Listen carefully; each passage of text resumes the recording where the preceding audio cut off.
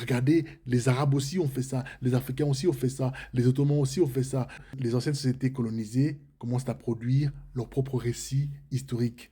Et c'est cela qui, qui déstabilise l'architecture discursive.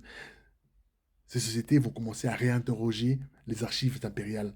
Elles vont commencer à analyser les structures raciales qui sont héritées du colonialisme.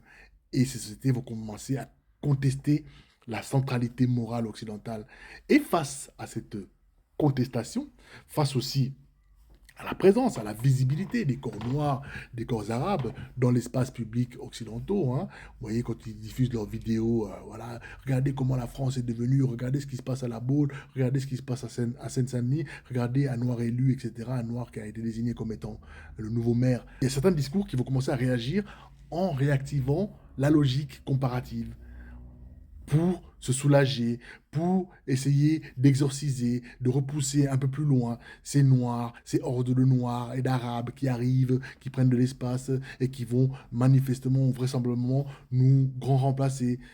Regardez, les Arabes aussi ont fait ça, les Africains aussi ont fait ça, les Ottomans aussi ont fait ça, mais tout le monde aussi finalement a fait ça. Et le but implicite, ce n'est même pas la vérité historique. Le but, c'est d'empêcher toute singularisation critique de la modernité occidentale.